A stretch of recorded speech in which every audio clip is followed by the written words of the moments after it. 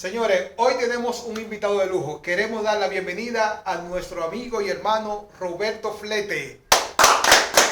Compadre, Flete, gracias. Bienvenido a Conociendo los Santos de los Últimos Días. Tú sabes que cuando tú me llamaste, que iba a empezar con esto, yo dije, pero ve acá, ¿por qué día no me ha invitado? Ahora yo me acuerdo, ¿el primero? No, el primero. Flete, eso más que una entrevista, es un conversatorio. No es una entrevista, vamos a dialogar. La idea era hacerlo un poco más amena, jugando algo, comiendo algo, pero salí tarde y no pude preparar todo. No, tranquilo. Sin embargo, yo no me afeité tampoco. Vamos a tener esta conversación, pero me gustaría saber un poco más de Flete. ¿Dónde nace Flete? ¿Dónde naciste, Flete? Yo nací en Altagracia, en la maternidad de la Altagracia, que está ahí ¿En la San Nicolás Penso? No, ¿ahí qué está? No, es Pedro Enrique Ureña. Ah, en la Pedro Enrique Ureña. Frente a la Plaza de la Cultura. Ok, sí. Yo soy sí, pero el hijo mayor. No, sí, pero naciste, pero yo digo, ¿en qué sector vivía tu padre cuando tú naciste? Ya, espérate. No, porque... Tú no me preguntaste en qué sector nací. No, yo te pregunté en qué hospital. Yo que nací. Yo nací ahí. Ok, perfecto. Que los médicos siempre pensaban. Pero yo nací ahí, realmente mi papá y mi mamá residían aquí en Santo Domingo. En ese entonces un sector que medio se estaba formando, que se llama Los Praditos. Okay. A raíz de que se estaban creando los prados, estaba también lo que es la organización Fernández, Julieta.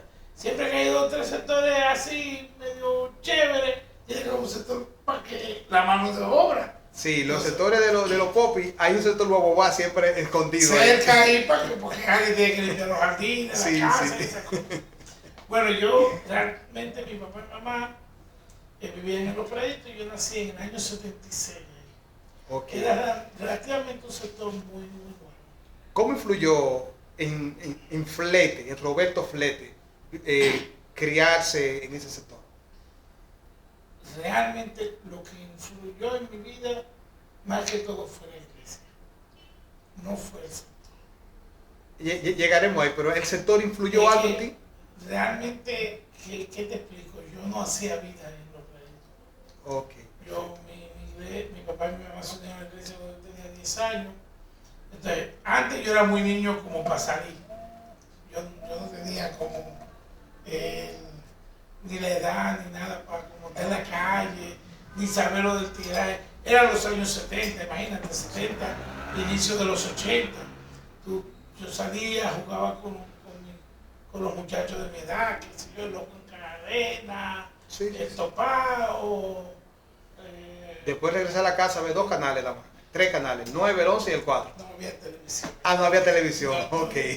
Ahí a la casa a contarse, Ok, porque no había perfecto. televisión. Ha mencionado 2 veces a tus padres. ¿Me puedes decir, por favor, los nombres de tus padres? Bueno, yo nací de Agustín Flete. ¿Cómo? Agustín Flete Mercedes y Pacini González. Perfecto, todos son tus padres. Cariñosamente Carmen. Perfecto. ¿Y cuántos hermanos eran ustedes? Yo nací en una familia de 4 hermanos. 2 hermanas mayores, que eran de un primer matrimonio de mi mamá, y una hermana menor, que era del matrimonio de mi papá y mi mamá. ¿Y los nombres de tus hermanos? ¿Cuáles? Regina, Marisa y la Flete. Cariñosamente Araceli Flete. Araceli Flete, la Flete. Yo digo la Flete. Wow. ¿Y qué relación tienes con tus hermanos? No, extraordinaria. Con todo, ¿verdad? No, sí, extraordinaria. Así es. La relación de los hermanos tiene que ver mucho con el hogar donde tú te crías. Mi papá y mi mamá fallecieron ya hace varios años y ahora mismo quien manda a la casa es mi hermano mío. La relación con mis hermanas, excelente, extraordinaria. Yo creo que la relación de los hermanos tiene que ver mucho con la manera en que se cría en el hogar. Papi y mami murieron ya hace varios años y literalmente la jefa de nuestra casa, de nuestro clan, es mi hermana mayor. Yo me acuerdo que hace algunos días, hace algunos años, nos reunimos todos en la casa de la que le sigue a comer. Porque mi hermana mayor, que está en New Jersey, dijo, miren, yo quiero que ustedes se junten a comer, a todos los cuartos, y nos fuimos comentando todo el mundo comiendo el menú de mi hermana mayor, hablando de lo que... Y estábamos ahí porque ella fue la que mandó. No, ella mandó los cuartos y teníamos, pero nadie se atrevió a decir que no podía. Todo el mundo tuvo que liberar su agenda. Es decir, que la relación con mis hermanas es extraordinaria. Yo no sería quien soy sin la relación con mis hermanas. Interesante. Ok. Flete, en cuanto a esa niñez que tú dices que saliste a los 10 años del sector, ¿algún amigo de la infancia que tú hayas dejado ahí, que recuerden ese sector? No, yo no salí del sector a los 10 años. No, pero conociste a la iglesia a los 10 años, entonces empezaste ya, como te moviste ya a tus amigos a la iglesia. Sí, lo que pasa es que ser miembro de la iglesia, mi papá lo asumió como un estilo de vida. Entonces, cuando tú eres miembro de la iglesia, aunque la gente no quiere entender eso, tus amigos cambian. Porque yo, mi papá no tenía amigos con los que compartía tragos sociales, ya mi papá no iba a las fiestas, ya mi papá no compraba cosas para otras personas, ya mi papá no era un invitado frecuente a las actividades de sus amigos. Y una pregunta, ¿tú recuerdas ese primer contacto que tuvo tu familia con la iglesia? Como si fuera ayer. ¿Cómo fue ese primer contacto? Mi tío Longino Flete se había unido a la iglesia y en varias ocasiones nos había invitado a ir a la iglesia. Mi papá le decía que no, por muchas veces le dijo que no. Entonces un día mi tío se llenó de valor y lo llevó. Me acuerdo como que mi papá le dijo, no lo traiga, que lo voy a botar. Pero mi papá venía de una relación familiar donde el hermano mayor tenía peso. Sí, sí. Entonces, era el patriarca, era, hermano exacto, mayor. entonces, de hecho, mi papá vivía en el campo. Quien trajo a mi papá del campo a la ciudad fue mi tío. Entonces mi tío nos cuidó, nos daba comida, nos ayudaba. Él siempre estuvo cuidando a papá. Así que cuando él se unió a la iglesia, lo primero que él quería era que mi papá fuera a la iglesia también.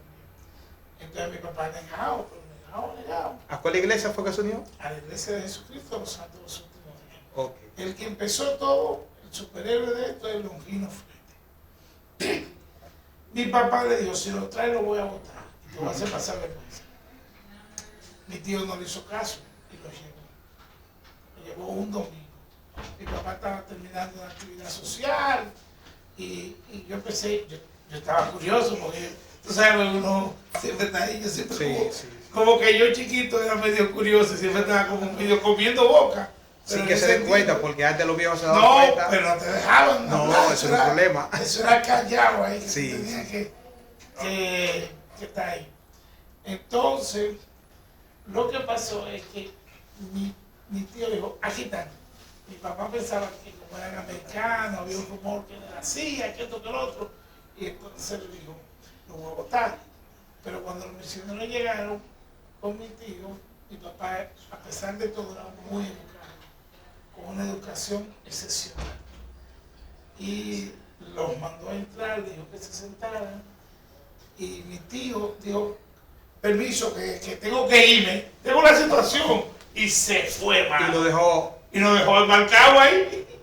Entonces mi papá se excusó con los misioneros porque estaba muy enojado. Le dijo que no lo iba a poder atender en ese momento, pero que si ellos podían regresar el martes. Los misioneros aceptaron la cita, la fijaron y se fueron. El martes ellos llegaron a nuestra casa sin mi tío. Mi papá me preguntó que quién eran esa gente. ¿Él no se acordaba? No, pues dije que estaba en una actividad social. Sí, estaba. No vamos a decir nada. Okay. Actividad social. Déjalo ahí. Y me llama, como sabe que yo era curioso, me dice, ¿quiénes son esas gente?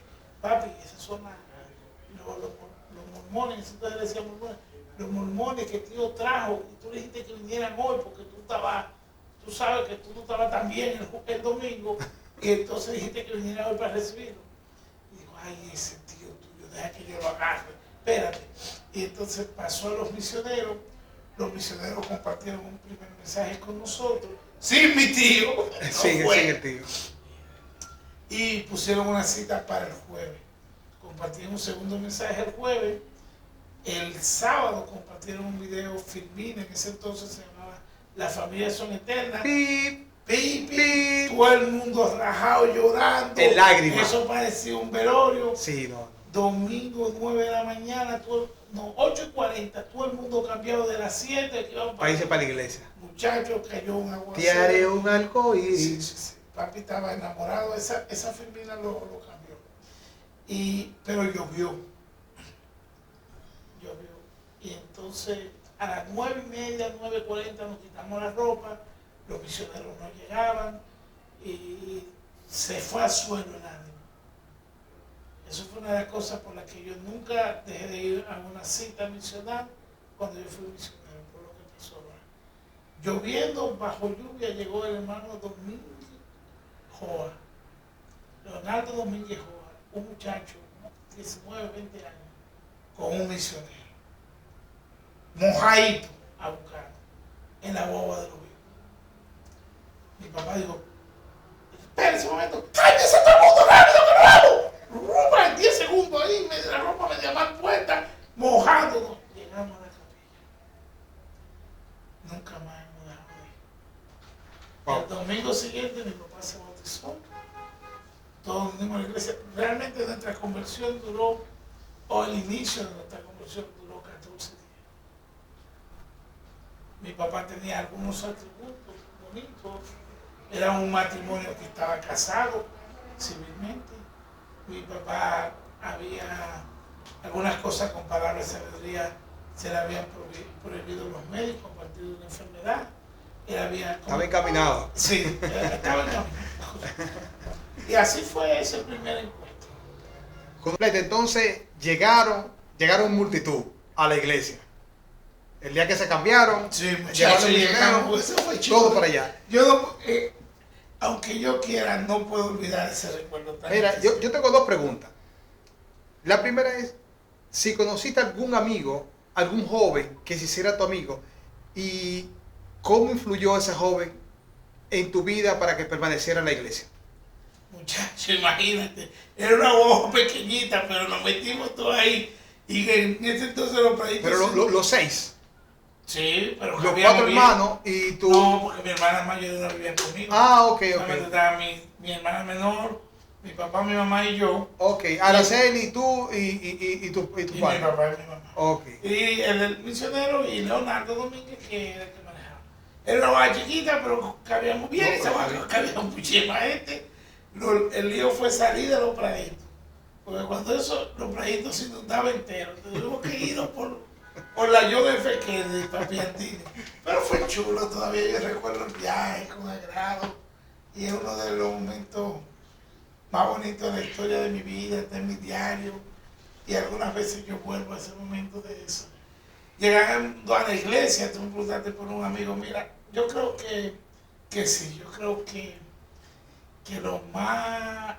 lo mejor de mi vida fueron mis amigos de la iglesia.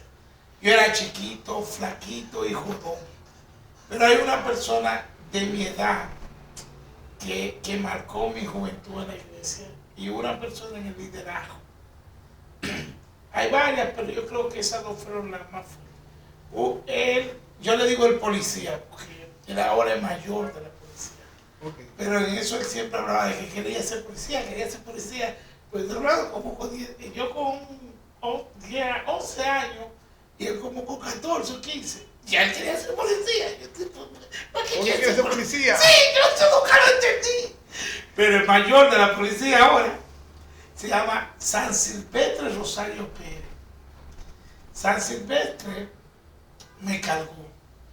Antes de que el profeta dijera sobre un amigo, ser nutrido con la buena palabra, y eso que él vivía en el Quiqueya y yo lo predito, pero me cargó. Él es la persona que me fue a buscar para las reuniones del Sescao, que me fue a buscar para el karate. Mi primo que era hijo de mi tío, que se llamaba Dionis, también me ayudó mucho, pero ese me soltó rápido, porque yo embromaba mucho y él no estaba con eso. Me acuerdo que Silvestre consiguió una bicicleta y iba y me buscaba. Él salía del Quiqueya 1 hora antes para ir a los praditos a buscarme. Los viernes, para ir a jugar basquetbol a Piantini. Volvíamos a la casa y después iba a buscarme los sábados para yo ir a las reuniones en Cabo. Volvíamos a la casa y después volvíamos a buscar para la reunión de karate. Volvíamos a la casa y después me volví a buscar para llevarme a la actividad de la iglesia. Y los primeros años del seminario mío, él se levantaba a las 5 de la mañana. Venía a buscarme para que estuviéramos a las 6 en la clase de seminario. Es decir, que me cargó por mucho tiempo. Y desarrollamos una amistad grande, bonita, de 5 años. Lo que pasa es que el policía vive trancado, yo soy médico, estamos como uno aquí, al lado del otro. La otra persona en el liderazgo, que fue con la primera persona que mi papá me dejó salir fuera de mi casa, es decir, fuera a un campamento de campo, se llama Leopoldo Aguiar Reyes. De hecho, en un tiempo mi papá se enfermó y Leopoldo casi no adoptó. Sí, trabajó, nos llevaba comida para que mi mamá cocinara cada día. Fue como mi papá sustituto. Y una persona que yo no puedo dejar de mencionar porque antes de que llegáramos a la iglesia, durante la iglesia y después de que papi falleció, es como que me ha cuidado siempre, que Leonardo Domínguez Joa. Ese muchacho que fue manejando. ¿Qué fue manejando? Sí, ahora mismo él es presidente del templo de Santo Domingo. Okay. Y ese, yo siempre, qué sé yo, de estar metido en su casa embromando, cuidando a sus hijos, o cada vez que teníamos un campamento escavo, yo cogía para allá y decía, ¿qué hay que hacer aquí? Que tenemos que pagar el campamento. Y aunque no hubiera nada que hacer, siempre me ponía a hacer algo para pagar el campamento. Entonces yo soy escavo porque él era como mi padrino, pobrecito. Y todavía yo le doy carpeta. Después, ya yo siendo miembro de la iglesia, entonces ya mis amigos vinieron a la iglesia. Entonces yo traté de ser lo que fue San Silvestre para mí, con mis amigos. Tuve a Antonio Amador, que falleció, a mi hermano del alma, Guardia María Paniagua, quien tuve la oportunidad de enseñar el evangelio, José Bandejón, mucha gente que llegó a la iglesia, yo siempre traté de ser. ¿José Bandejón también? Sí, él ¿Vino por ti? Él llegó por los misioneros, pero yo fui la primera persona, ¿Tú fuiste la primera persona que él conoció en la iglesia. Ok. Flete, me gustaría darle un poco para atrás a la conversación y me gustaría saber un poco Bueno, la cinta.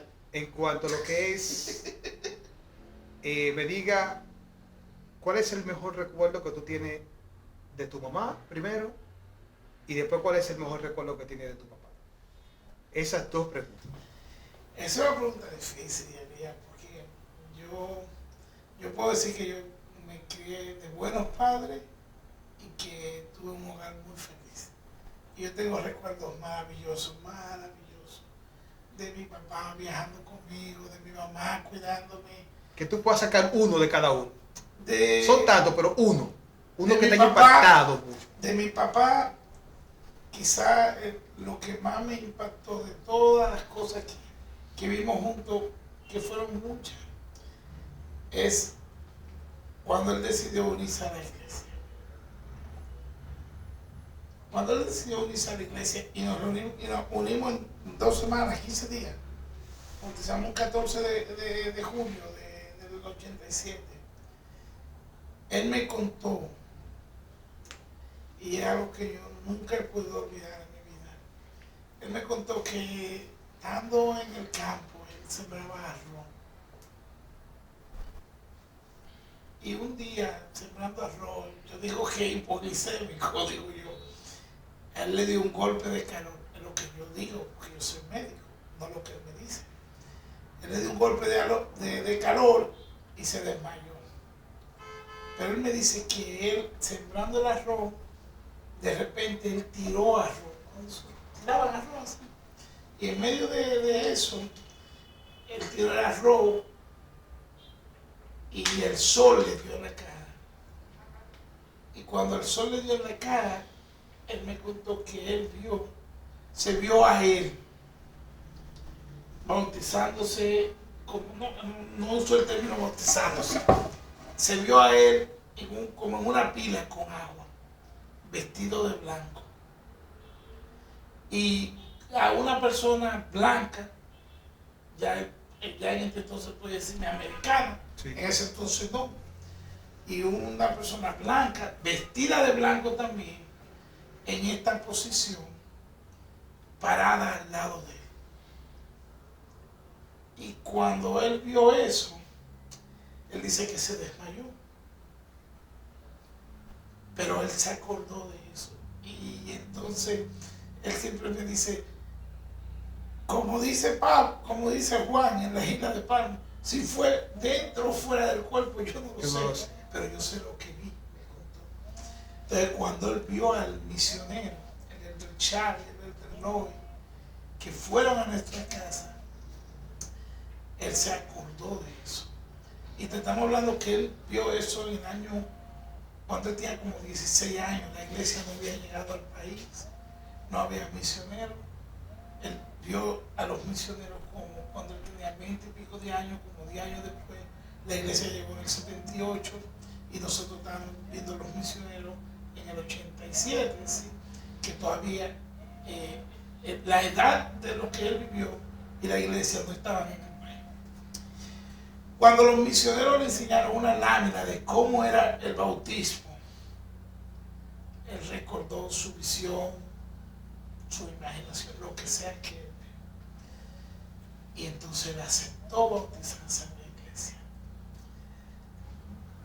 Y él no le contó esa historia a nadie, me la contó a mí. La cuento ahora porque no sé, porque nunca la he contado en otro lugar. Pero él me dijo, yo sé que esto es de Dios.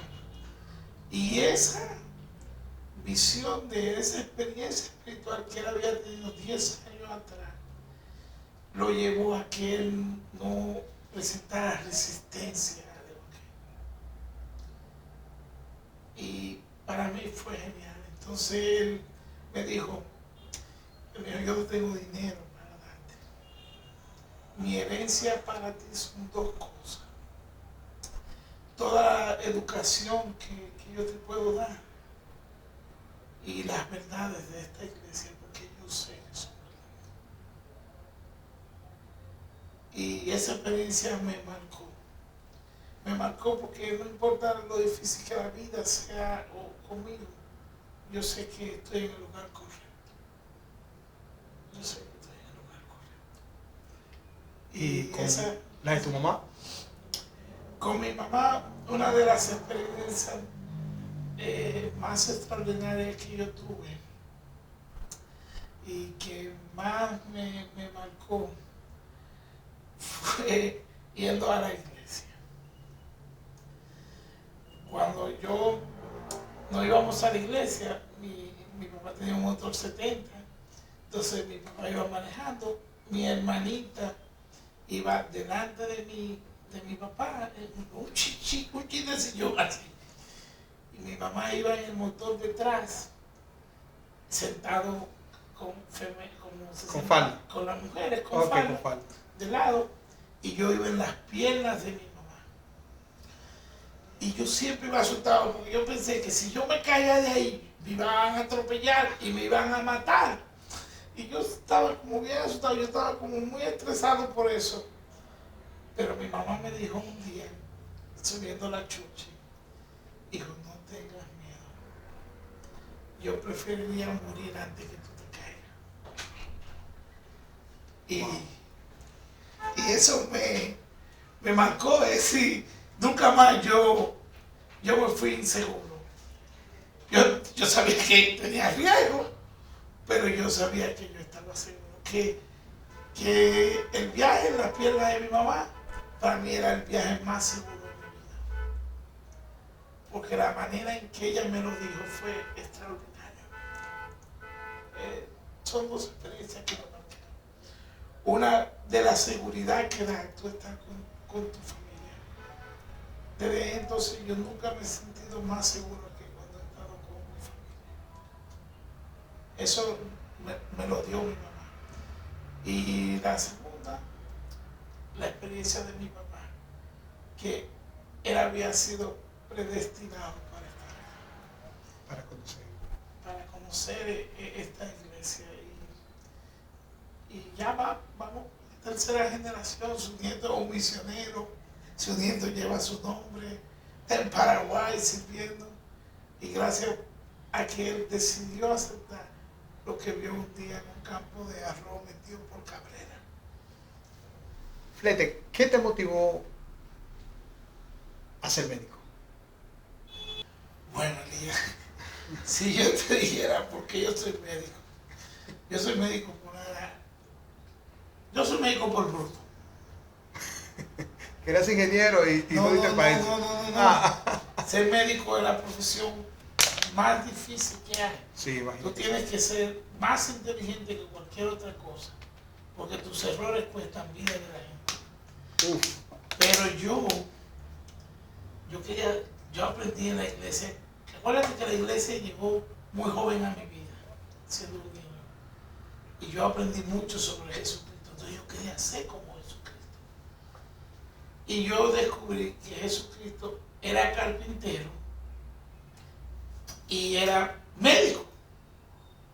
Curaba. Se pasó los 3 años de su ministerio sanando a las personas. Entonces, yo, cuando fui más joven, fui a un taller de carpintería.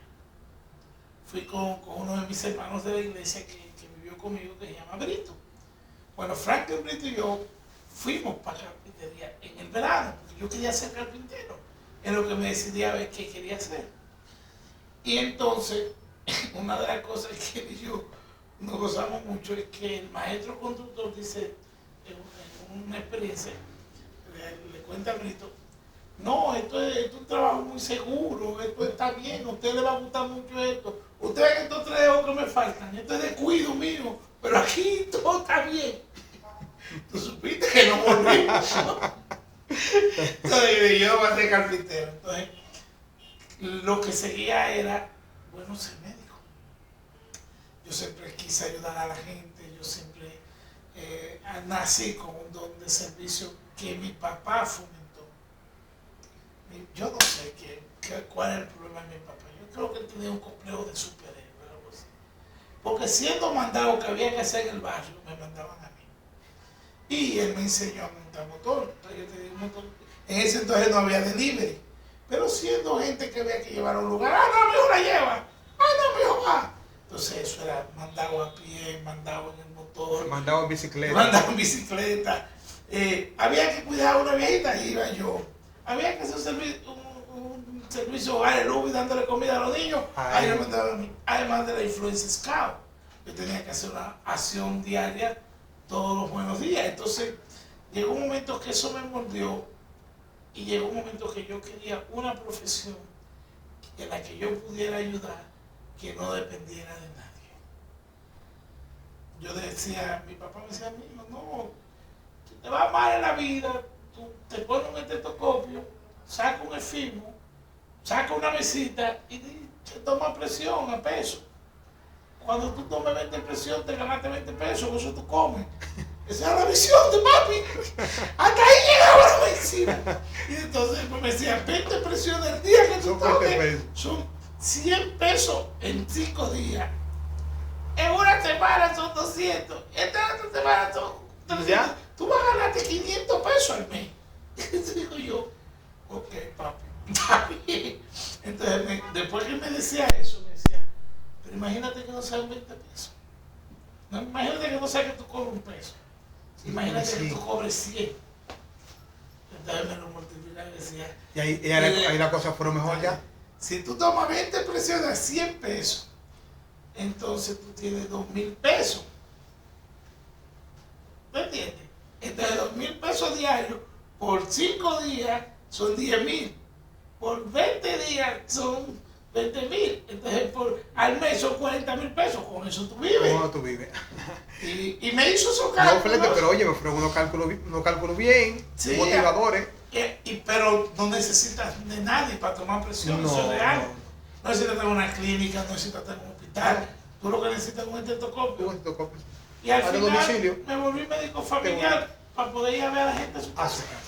Eso es más servicio todavía. Dime, ¿cómo? Graduarse en la UAS, estudiar en la UAS Medicina, es una travesía. Cuéntame.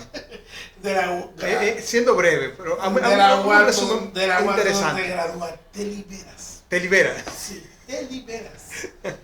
Todas las otras universidades del mundo están ahí locos porque tú te gradúas. La UAS te falta una nota y tú el profesor, un año tú atrás de eso, para que te ponga. No es para que te la dé, no es para que te la ponga. Es para que te la ponga en el registro, para que tú puedas ir a graduarte.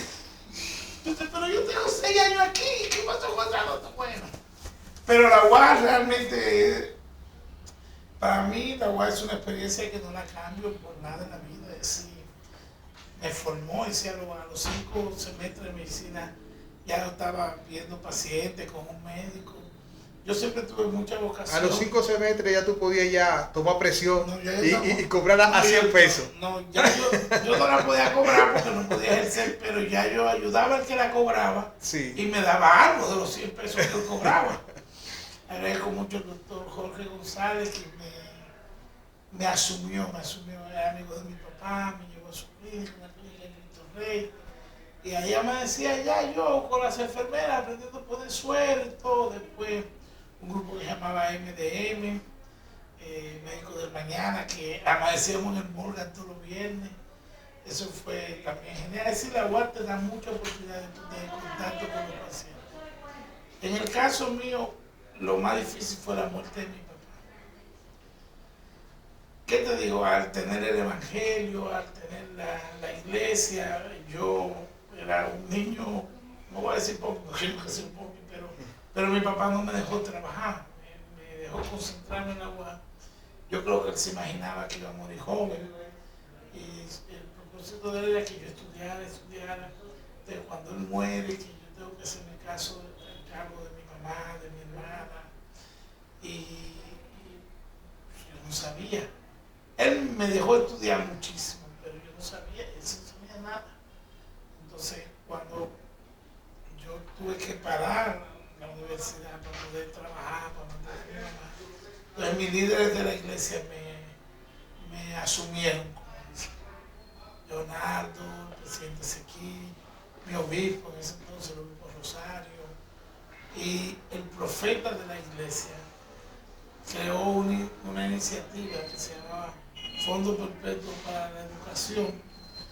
Y cuando yo ya no tenía los recursos para estudiar el agua, que es mucho decir porque el agua es gratis.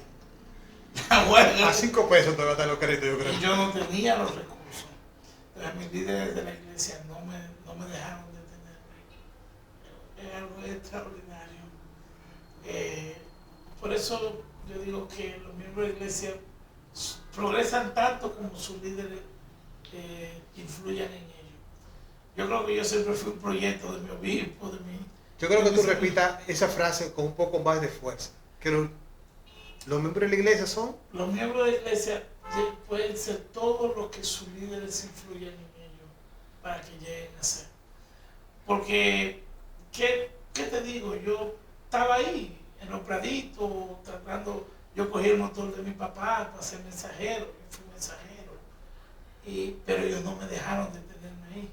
Ellos pudieron haberme dicho, no, tienes que hacer lo suficiente, échate para adelante tú solo, explótate ahí. No, y yo no, tú ahí. Camina, ven, Fondo Perpetuo para la Educación, comida, lo que yo necesitaba, y ni siquiera era de los recursos de la iglesia. De los de ellos propios. No, Rosario, yo no soy médico, sí, mi obispo. Mi obispo cada semestre me decía, ven a buscar dinero de los libros. Leonardo Domínguez me decía, ven a buscar dinero de los pasajes. El presidente del destaque en ese entonces me decía, ven a buscar esto, ven a buscar aquello. Y aunque yo todavía trabajaba como mensajero, pero no me dejaron solo. Pero antes de eso tú fuiste misionero. Sí, ¿Qué te inspiró a ti salir a la misión? No, como que me inspiró. ¿Qué te inspiró? No sé. Y esos dos que llegaron bajo agua a mi casa. ¿Qué hubiera pasado si yo no llegué? Muchas veces pasa lo mismo y decidimos no ir. No. ¿Qué te inspiró? ¿Por qué te fuiste? No, yo quería ser un misionero. Yo quería ayudar a alguien a venir a la iglesia como yo llegué. Eso fue así. Es decir, de hecho yo quería ser misionero más que ser médico. Cuando yo empecé la universidad, el primer año, yo hice el primer año de universidad antes de la misión. Y cuando mis compañeros me dijeron, tú eres loco, tú vas a dejar carrera para irte 2 años. Yo dije, sí, antes de sanar cuerpo, yo siempre quise sanar espíritu. Y si yo no hubiera ido a la misión, ni hubiera sido buen médico, me gradué primero que muchos de los compañeros que terminaron conmigo. Me gradué primero de muchos de mis compañeros que tenían más recursos, que quizás eran más inteligentes, que iban a la universidad en un carro, en una guagua, que tenían como llegar. Y yo que tuve que irme a pie, yo tuve que decidir, cuando tú hablaste de la agua en mi vida, hubo días en que yo tuve que decidir entre comer, comprar un folleto o irme a pie. Comprar el folleto. Entonces me tenía que ir a pie y sin comer. Y sin comer, comprar el folleto. Por eso que estoy gordo. Sí, porque ya tenía dinero de comer. No es que tengo mucho, pero ya tengo para comer. Flete, ya que estamos hablando de la misión, me gustaría escuchar la experiencia inolvidable que tú tienes de la misión. Algo que tú hayas vivido. Una experiencia. Bueno, yo tengo una experiencia que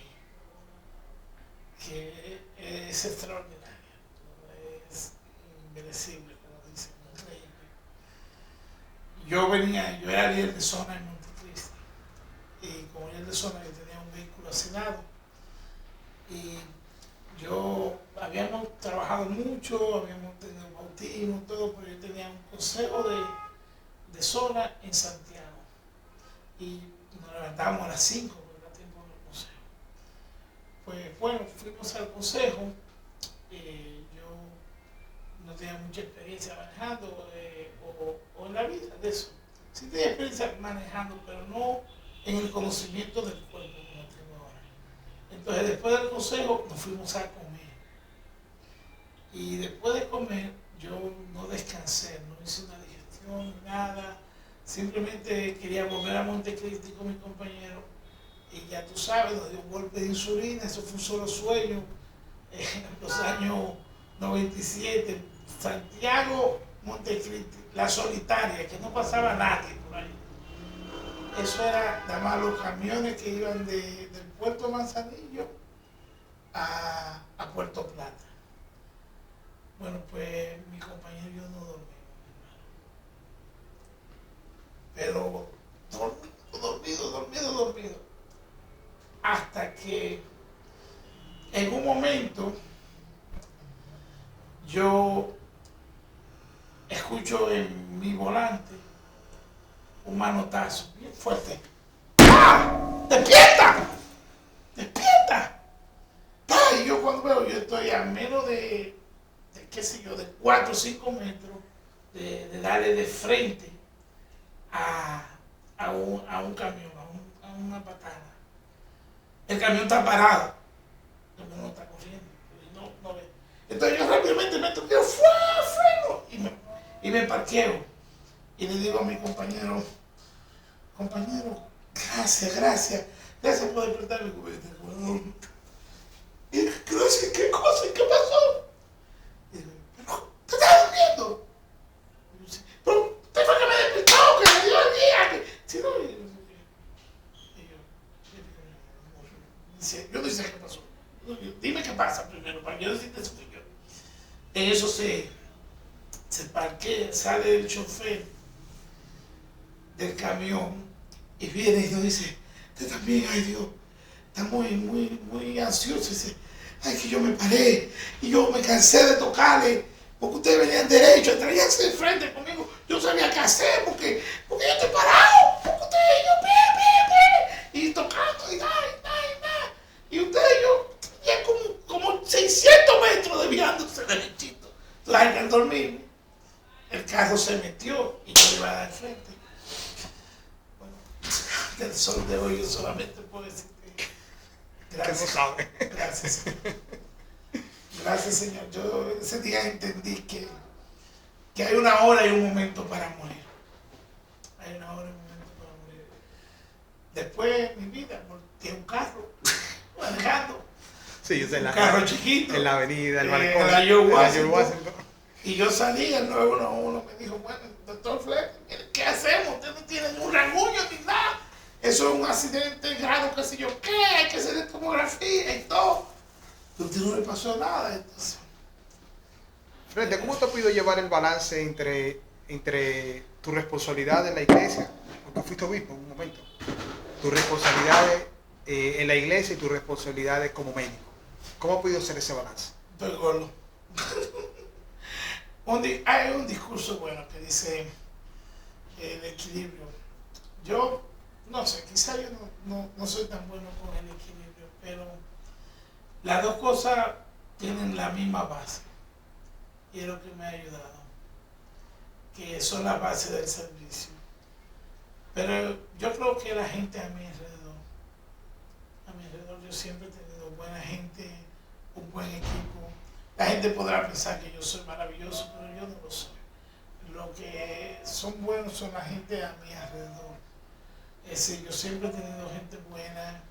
Es decir, yo no hubiera podido ser un obispo sin gente como Carlos Mediavilla, sin Julio Severino, sin Hermano Cepeda, sin Nicasio, sin Sánchez, sin Lugo, sin Kelvin Tavares. Son gente bien extraordinaria, mi otro Lugo. Es decir, los consejeros que yo tuve, los secretarios, yo tuve siempre buenos secretarios, Stalin de la Cruz, Alessi.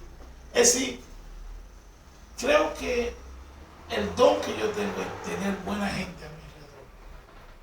Buena gente a mi alrededor. Y al final, yo siempre digo, tú no puedes ser un buen médico si tú no eres una buena persona. Al final es ser buena persona. Entonces, para ser buen médico hay que ser buena persona. Sí, tienes que ser buena persona. Para ser un buen líder, tú tienes que ser buena persona y dejarte guiar del Espíritu.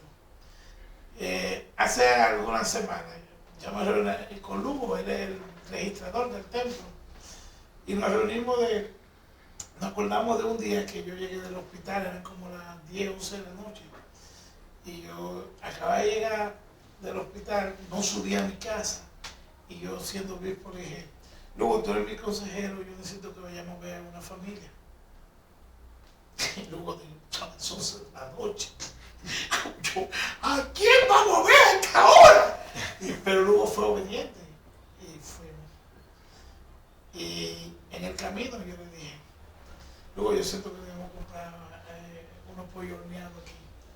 Me acuerdo como a José Contreras con Winston Churchill amanecía un provocón ahí. Y vamos a comprar estos pollos y vamos a llegar donde esta familia. Y luego dice, pero, oye, 11 de la noche, ¿quién come pollo a esta hora? Eso es como tremendo. Y compramos los pollos y yo, masacaca, y llegamos. Tocamos la puerta. Y el hermano dijo, pase, obispo. Y luego me dijo, ¿usted le avisó que venimos? Cuando llegamos, el hermano llorando, le dijo a su esposa y sus 2 hijas, ven, yo le dije que Dios no nos dejaría acostarnos sin cenar. Y ellos no habían comido nada en el día. Nada. Él trabajaba como albañil, él fue, pero no pudo trabajar, era un obrero y no consiguió dinero, pero él se arrodilló ahora.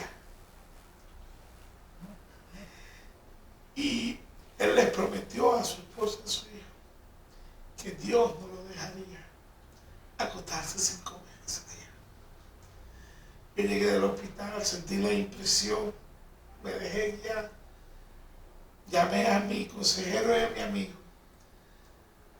Y gracias a él, no a mí, gracias a él, porque yo estaba cansado y agotado. Si él me hubiera dicho, no vamos hoy, vamos otro día, a lo mejor yo no hubiera ido. Pero gracias a que él dijo, sí, obispo, vamos. Entonces yo tuve la impresión, pasé por el provocón, tuve la impresión, compré el pollo. Y la oración de Dios fue contestada. Y ese hombre murió siendo un hombre fiel en el Evangelio. Wow. Wow. Entonces, eso es lo que me ha ayudado. Seguir el espíritu. Flete, ¿qué significó para ti ser Boy Scout? Pico Duarte 4 veces, campamento. El presidente Ezequiel me decía, el presidente Ezequiel se iba a España una vez al año. Él me decía que él ahorraba dinero todo el año para salir. Y él decía, yo voy a España y gasto todo el dinero que he ahorrado. Y él me decía, pues Robertito, si no hago una locura al año, me volvería completamente loco. Y entonces yo tengo que acampar. Yo crecí siendo un scout.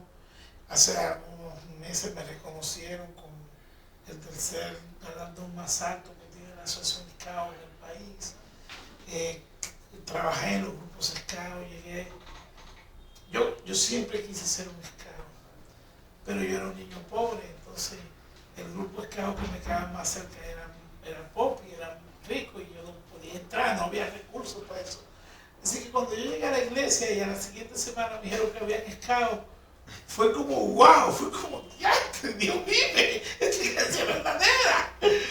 Y yo desde el año 1987, exceptuando los 2 años de misionero, yo he acampado cada año de mi vida, incluyendo Pico Duarte, Valle del Tetero, Bonao, Villa Altagracia, Montecristi. Yo acampo, yo tengo que estar en contacto con la naturaleza. Yo llego a Palavea, a veces me quito los zapatos, la media, y camino en la grama, y juego gol y esas cosas. Me dicen, doctor, y yo tengo que estar en contacto. Yo entiendo que lo que yo soy es un resultado de la iglesia y del escultismo, que es la organización Scout en el mundo. Flete, quiero hacer 2 preguntas, las cuales quiero que me las responda después de terminar a las 2. La primera sería, ¿cuáles son las lecciones más valiosas que he aprendido y que quisiera compartir con nuestra audiencia? Y la segunda, ¿qué mensaje le daría a la nueva generación para que se pueda encaminar en la vida y en la fe? Wow, qué pregunta esa tremenda. Mira, Papi decía que para aconsejar, al final la gente termina haciendo lo que quiere, pero si yo pudiera darle un consejo a toda la gente que nos está viendo y que nos verá, sería, déjense guiar del Espíritu, porque el Espíritu es eterno. Yo como médico